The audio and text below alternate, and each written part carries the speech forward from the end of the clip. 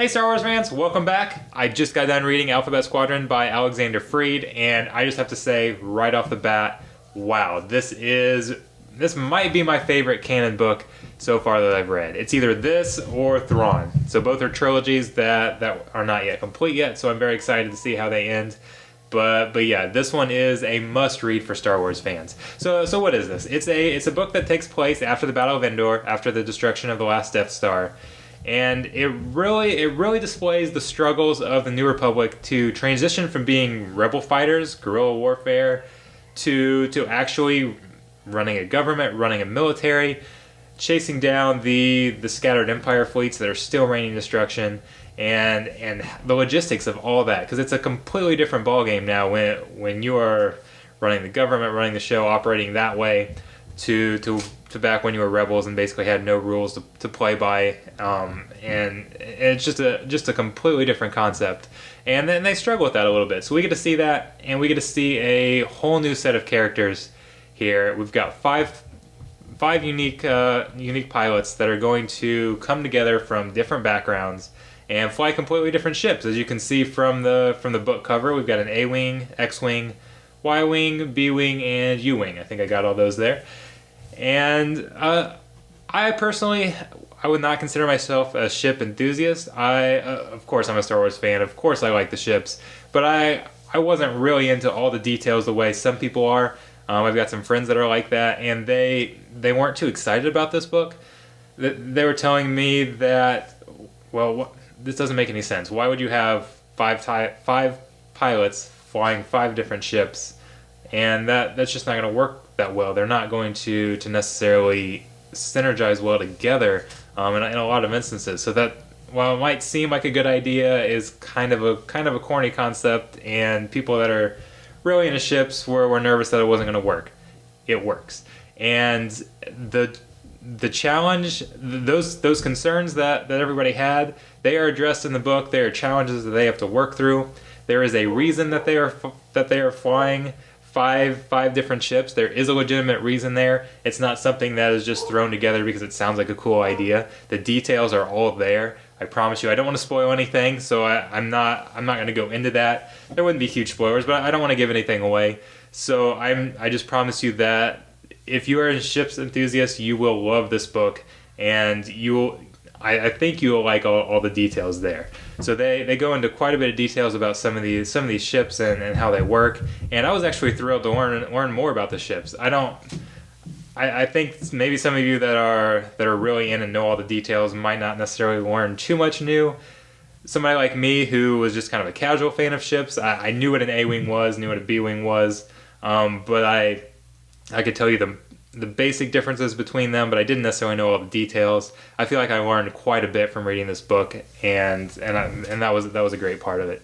So we get to see these pilots go on different missions, and it's going to tie a lot into Operation Cinder.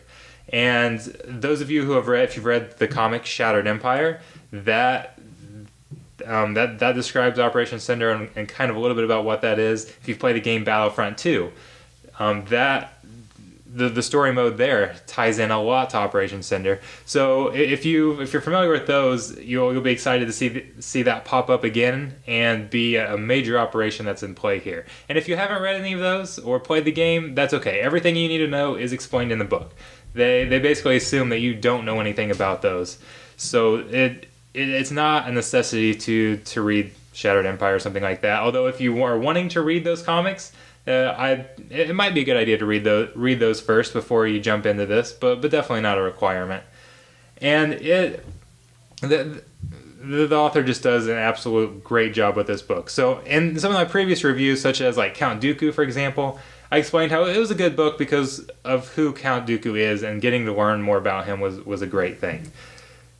I said it wasn't necessarily a great standalone book by itself if you are not familiar with the character to start with. This is a great standalone book by itself that is made better because it incorporates so many aspects of Star Wars. The main characters that we meet are brand new characters that we get to fall in love with, and they do a great job. The author does a great job of giving us background and getting us into these characters, loving them, sometimes questioning them. There are some you're not always sure about where the loyalties go there. And again, I don't want to spoil anything, but they do a great job with the story background. But then they also tie in characters that we know and love, aspects that we know and love, for a Star Wars era that really hasn't been touched on too much yet. General Syndulla, Hera Syndulla, it plays a big role in this. We get references to characters like Jyn Erso, for example. So it's a great story within the Star Wars framework, which just makes it an exceptional book. And it does a great job of telling one story while leading you on to whatever's coming next. I can't wait to see what comes next. It definitely leaves it open and leaves you wanting more, wanting to see more about these characters, and I'm just so excited about this series. It does tie into a TIE Fighter comic by Marvel, so this is kind of a tie-in here, and I have not read the TIE Fighter series yet, but that is supposed to kind of give the story from the opposite point of view. And if you've read or listened to my previous book reviews, you know that I tend to kind of like the dark sides, the storytelling from the evil perspective. And so this is amazing that I actually love this storytelling from the hero side, and I can't wait to actually go read the TIE Fighter series to see it from the other side. And I subscribe to Marvel Unlimited. So I read all the Star Wars comics. I just read them about 6 months behind when they come out.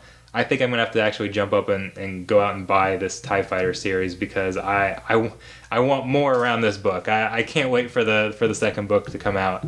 And it is, if I had to give this a rating, it would be probably 4.5 stars out of 5.